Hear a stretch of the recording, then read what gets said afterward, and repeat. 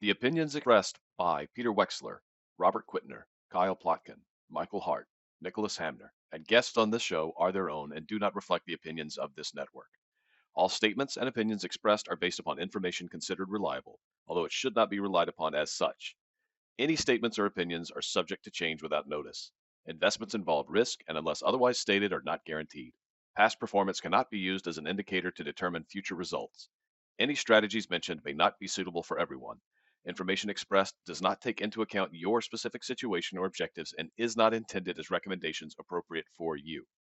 Before acting on any information mentioned, please consult with a qualified tax or investment advisor to determine if it is suitable for your specific situation. This program is designed to provide accurate and authoritative information with regard to the subjects covered. Investment advisory services offered through Brookstone Capital Management LLC, aka BCM, a registered investment advisor. BCM and Franklin Retirement Solutions are independent of each other. Insurance products and services are not offered through BCM but are offered and sold through individually licensed and appointed agents.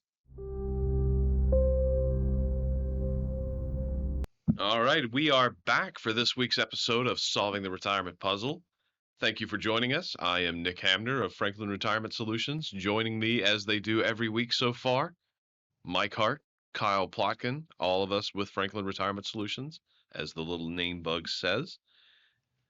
We're here to talk about anything and everything in the news that could be related to retirement planning, income planning, tax planning, market planning, any market risk assessments, anything that you need to be concerned about in retirement. If it's topical and in the news, we're going to talk about it today. In 30 minutes or less. In 30 minutes or less, or it's free. That's free anyway. If anybody's charging you for this, get a refund now. Let us know. We'll meet him outside with a sock full of pennies and we'll settle up. So, like we do every week, we're going to peruse the news, see what's out there. And last week we promised this would be the tipping episode. We would talk about tipping and how it's gotten so bad. And the more I read, the more it just seemed like the people researching this, and I use researching in a broad context, the people Googling this and coming up with their own article to then filter into Google, I think everybody really misunderstands that so many places are asking you to tip because so many places are using those little smart tablets now, and tipping is built in, and either through malice or ignorance, then you know the rule, never attribute to malice what can be attributed to stupidity. They don't turn those tip screens off. So you could be in a 7-Eleven buying a magazine or beef jerky or whatever, and if they're using a smart system, they're more than likely going to ask you to tip because they haven't turned it off or they don't know how to turn it off. So that's my take on tipping. I don't think it's so bad. Granted, I have no problem saying absolutely not. So if I go pick up dinner takeout, all you did was put it in a styrofoam container. There was no table service. There was no drink refills. There was nothing. You're not getting a tip. I have no problem saying no in situations like that.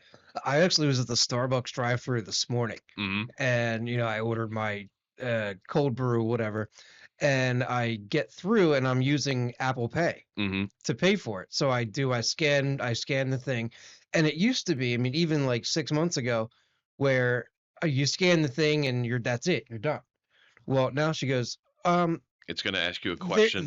There's an extra question there, and I'm okay. I know what this is. Yeah, it's that underhanded, thing of it's gonna ask you, and then they walk away. Yeah, she was real sheepish about it. She was she didn't want to make eye contact with me. Oh, my favorite is the dramatic turn. This machine is going to ask you a question. Yeah. Why? Just say it's going to ask you for a tip. You don't have to tip. Just acknowledge that you are in the type of job you are doing. It's not a tipping job. Yeah.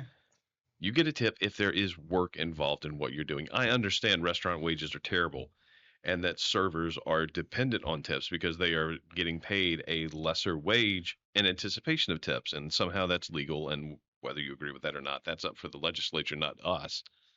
So I will tip a server, but the kid who is literally just handing me a cup, no. Well, right, and that's what I was gonna say. The server, I understand, and obviously their wages are different, but Starbucks, they're getting at least minimum wage. I'm thinking there's in New Hope there's a place where my wife and I go to get we love the macaroons. Mm-hmm. And so all they're doing is taking little cookies Yep. and putting them in a box and giving it to you. They're not even baked fresh. They have sat there for a while. Yeah, I know and what when you're you talking about. slide your card, it's the same thing. Mhm. Do you want to leave gratuity? And the gratuity percentages are wild. Oh yeah, it's not. It's what was it? I think with my parents it was 10%, and then it ballooned to 18%, and now for me it's just 20 because that's you do 10 times 2, 20. Food truck, they're handing you a hot dog and a tray of fries, and tip percentages are 25, 35, 50. No, it's ridiculous. Yeah, we went to Asbury Park on Saturday. Oh, for the upscale fish and chips. For the upscale fish and chips, and then we walked the boardwalk, and at the end of the boardwalk is Coney waffle, just Mm-hmm. ice cream on a waffle, and same thing. Swipe my card and the tip comes up, but the percentage, it started at 20, Mm-hmm. went 20, 25, and then not 30, 20, 25, 40. Wow. So see that's malicious because they knew they could turn them off. They didn't, and then they raised the tip prices because people aren't paying attention. See, yeah, that's why people are losing patience with the tipping culture. It's part of it is ignorance, guys, not knowing how to turn it off. And otherwise it's just people thinking it's there for the taking. Why not try to take as much as possible? It's Mhm. disingenuous. But speaking of food experiences, this weekend for Father's Day, went to Medieval Times. Mm. Either of you ever been? I've never been, but my wife went for her 30th birthday. Did she get knighted? I don't know. I'll have to ask her. I've not been there. I do love the Renaissance Fair. It's probably been 20 years since I've been there, but every year I'm like, oh, I'm gonna go, and then I don't go. I wanted to get knighted, like when I found out we were going, because it was a surprise. My wife surprised me. I wanted to go. I wanted to get knighted because I wanted them to declare me service of merchandise. But they will not do custom. That was that or ceramic, and that was a little crude. But they won't do custom names. It has to be, Sir Nicholas, Knight of the Realm, that kind of thing. But I was not allowed to buy a sword either. But did you get knighted? No. Ah. Okay. This is a total disappointment. No, it was delicious food. My only experience with Medieval Times is from the movie Cable Guy. So Mm-hmm. is it true that because there were no utensils in medieval times, there are no utensils at medieval times? They did bring no, they did not bring us utensils. You slurped your soup, which was warmed up Prego, with no meat in it. Your chicken, it was a half a chicken. You tore it apart with your hands and you ate it. Garlic bread, ate it with your hands. Who's eating garlic bread with a fork, honestly? Potato was just a half a potato, but it was kind of oven baked, so it wasn't soft and squishy. It was more like a big steak fry, so you ate that with your hands. Corn was corn on the cob. Dessert was a frozen eclair that they warmed up. And by warm up, I mean they took it out and set it on a tray and let it get to room temp. So it was wet and gross inside. But it was fun. But it is in a category called, because you have the food and you have the jousting and all the games and stuff in the court, that is called Eatertainment. Hmm. A hodgepodge between eat and entertainment. I don't know if you caught that. It's a combination of words. There's everything's a hybrid now. Yeah. I don't know if you guys could crack that code. So was it worth it? Would you go again? Absolutely. Even better was the lunch I had earlier that day at the Continental Diner, which is just right around the corner in Lyndhurst, New Jersey. Delicious food out in 5 minutes. Really good. But served, of course, in the New Jersey diner. It was served by the rudest man on earth. But the food was great. But Eatertainment is becoming a thing. So while I don't expect, restaurants capable of holding a dozen horses to spring up anytime soon, other than the 10 locations they have in the U.S. now, they're becoming the go-to fixtures in malls now. Because malls themselves are dying. Mall food courts have long been suffering. So what you're seeing is kind of a divergence. According to this article I found on CNN, you're seeing entertainment concepts that are designed to get you in and keep you there for a longer period of time, because you will spend more money on drinks, you will spend more money on the entertainment stuff, and then go spend money in the mall for the 3 stores that are left. Or you're seeing a lot of mall-based concepts and food move out of the malls and just become drive-through only. That's interesting because, like, you think of, typical restaurant situations, you're trying to turn tables, as quickly as you can. Well, They're trying to is- actually get you to stay. Yeah. Are there like other revenue things involved, like Dave and Buster's? Kind of. So they make a reference to they compare it to like Top Golf and stuff like Putt Shack, Right. which are things that have other revenue generation methods in there that are entertainment based. I've heard a lot of these, like the movie theater / dinner places that are popping up now. Those are a little bit. Those require bigger spaces, so those aren't really in malls. But you're seeing, let's see, they talk about Lazy Dog, which is a ski lodge themed restaurant that has a bar concept to it. So you eat and then you move to the bar and spend your time at the bar, spend your money at the bar is what they want you to do. Let's see what else they have. Korean barbecue. It's a General Korean barbecue, which is kind of a weird name, but it does convey what it is. I mean, have you guys ever done Korean barbecue? No.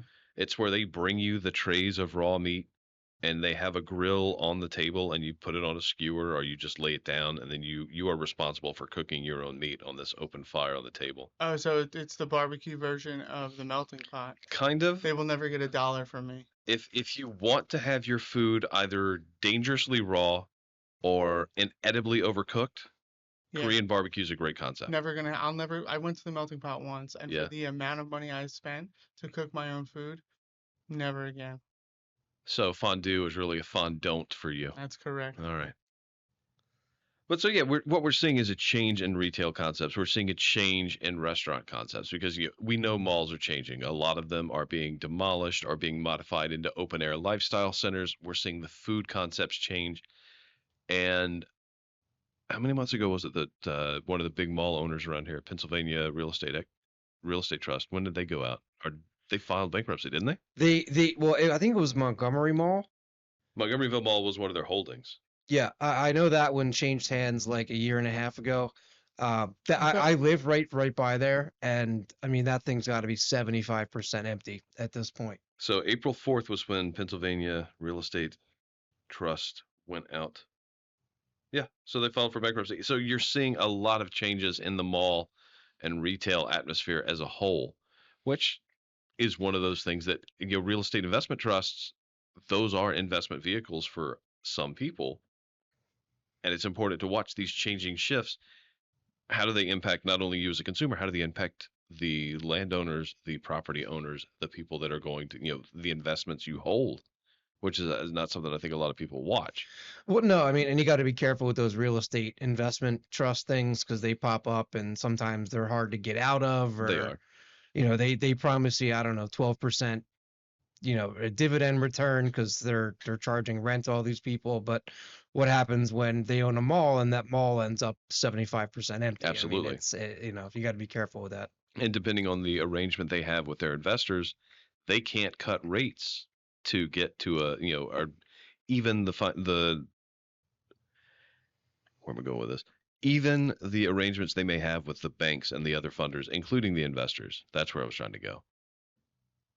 You might not be able to cut your debt.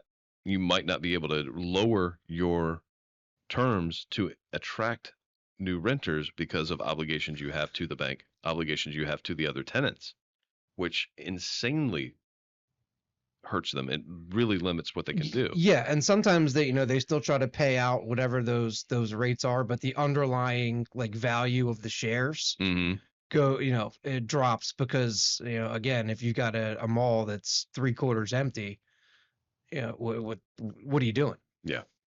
So that's the nature of it. Real estate investment trusts, not a huge investment vehicle for the average retiree, usually held on for the higher net worth of individuals, but something to keep an eye on, something to watch.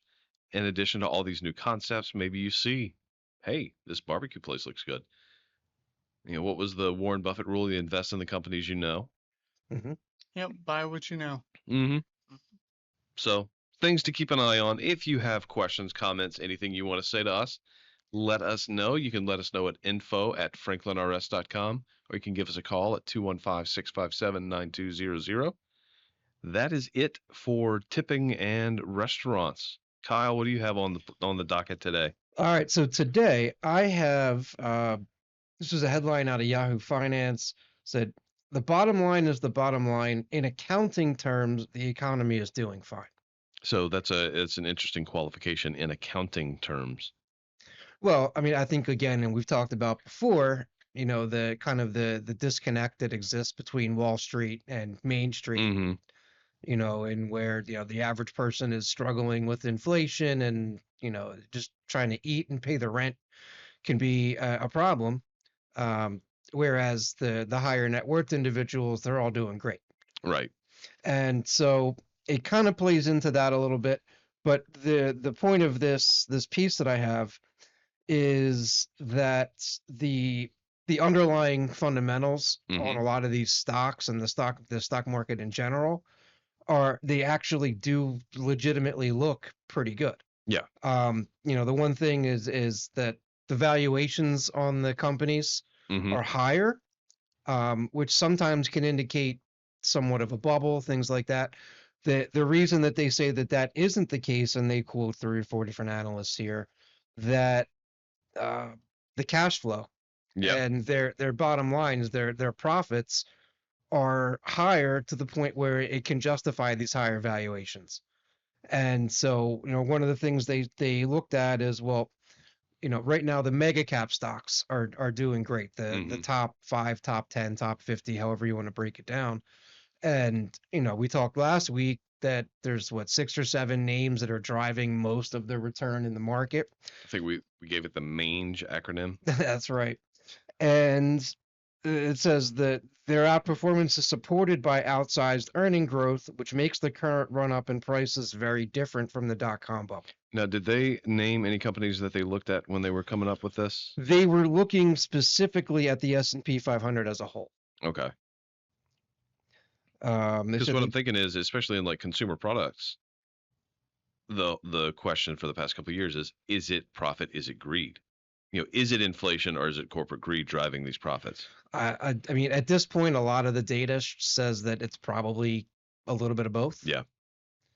And yeah, the prices of things are going up to the consumer. It doesn't matter where that's going to them. Right? It costs more to eat. But is that really all in food? Certainly, at first, it definitely was. During the pandemic and the supply chain issues and everything else that came with it. At this point, yeah, I'm sure there are some costs that are up, but if you look, and all these companies are making, if not record profits, very healthy profits. And so, of course, that's going to tie in, and yeah, there is some correlation between the increased bottom line profits and the prices. And you've heard, there's anecdotal stories of different earnings calls that have been out there, and companies saying, oh yeah, we're going to raise the prices because we can. So there's certainly been some stories there. Is that the whole story? Probably not. It never is. But again, just from a purely numbers perspective and looking at valuations on companies, etc. Things still look to be on a pretty decent footing, as far as the market is concerned. So they're making money and they can justify the higher price? That's what this piece is arguing, yeah. Well, there we go. Mike, what do you have on the docket today? So I came across a pretty interesting article from CNBC. It talks about the hidden costs of home ownership. For years, the general rule of thumb was you're going to spend about 1% of the value of the house on general upkeep. But those numbers have since been revised, and people are saying it's closer to 2, or in some cases 3%. This article actually says that the average in terms of hidden cost to homeownership is just over $18,000 or just over $1,500 per month, according to this study that they did. Which, I mean, so these are expenses outside of a mortgage. Correct, and it does include, I don't know why they include this, but it does include basic utilities. To me, it doesn't make sense to include that because you're gonna pay those if you're renting. So, I mean, we have these conversations all the time with clients, and some people will, think about renting as a waste of money. But the thing I like to say is, when you own a house, your mortgage payment is going to be the minimum that you spend that month. That's true. When you're renting, your rent is going to be the maximum you're going to spend in terms of, keeping a roof over your head that month. So, and when you look at, Well, speaking of roofs, so think about if you own a home, a roof is at minimum $12,000 for even just a straight, single roof, 12 grand. If you don't have it, you're dealing with a leaky roof. But if you rent, if you don't have it, you can guarantee your landlord doesn't have it. So you both have a leaky roof. But Well, it's not if your you're but it's not your problem to fix at the end of the day. No. Yeah. No. So, I mean, an extra 15, when you look at the mortgage payment, it's important to understand it's not just a mortgage payment. So, when dealing with, even people who are retired, they think, well, my house is paid off, so I don't Right. have that mortgage payment anymore. You're still going to have the upkeep. You're still going to have the property taxes. So, I wonder what the percentage is of homeowners who pay off their mortgage and then immediately assess a penalty that next year because they forgot to pay their property tax. We're so used to it coming out of the mortgage. That's a possibility. And the other thing I was thinking in relation to this is, okay, they say, generally 1%, maybe it's closer to 2% now. Does that include the higher valuation of the houses? Like 1% of a house that's worth $200,000, $2,000 a year. But if that house goes up and now it's worth 350, which a lot of places in that range are right now, are you now paying 2% on that 350? Well, I mean, I think if the home is inflating in value, then the cost of maintaining that home is inflating in value as well. Even the kids that drive around and offer to cut your grass, they went from $20 to $40 real quick. Yeah, I mean, I'm paying. I started out, so we bought the house 3 years ago. I started out paying, and I have a pretty decent sized front and backyard. Started out paying $40. Now it's at $50. So yeah, Yeah. it all goes up. But I mean, we're talking about people, especially too, who are, we think about, what was happening a couple of years ago with people waiving home inspections. Yeah. Which just, exacerbates a problem because, you spend all your money to get into this house and then the air conditioner goes and, 10 grand for an air conditioner. It's probably even more now. But I mean, I know when I had mine replaced, that they quoted me it was $10,000 to get that replaced. Hot water heater, same thing. People don't think about these added expenses that come along with the mortgage payment. Well, and you never know when they're coming either. That's another piece of it. Well, at least with an oil burner, you have some indication it's on its way out. But you can do like I did and attempt to fix it yourself before you kill it completely. So then it quits being that the thing was 50 years old and died. It becomes, well, you broke it. We would have been fine if you hadn't tinkered with it. Never mind the fact that the circulation pump wasn't going. Right. Anything like that. But no, that's a very important thing to consider because, and it's one of the things we do consider with our, because the simple budget everybody makes and it completely ignores, that just covers the standard expenses you can think of. Yes, I'm going to have a mortgage until I don't. Yes, I'm going to have a phone bill. Yes, I'm going to have a car payment. Those big chunks. But you don't think about, oh, well, what am I doing if the water heater goes? What am I doing if we need a new roof? And I can't make a claim that it was due to hail. It's these things that most people don't consider. That's one of some of the things that we do consider when we sit down with clients and go through what are you actually going to need in the coming years and of your retirement. And that's something that everyone needs to do. And if you're not doing it, find out why. And if you need help doing it, give us a call at 215-657-9200, or you can shoot an email to us at info@franklinrs.com, and we will get on with helping you figure that out. I think we have burned up our time for this week. I think we've burned up all the attention spans out there. So until next week, any final comments? It's hot out there. Be careful. It is hot. Yeah. Was it supposed to be high 97 on Friday? That's what I saw. It's going to be hot. That's shorts weather, y'all. So on that lovely weather news and that image now permanently burned into everyone's heads, we are going to sign off, and we will see everyone next week. Thank you very much for watching.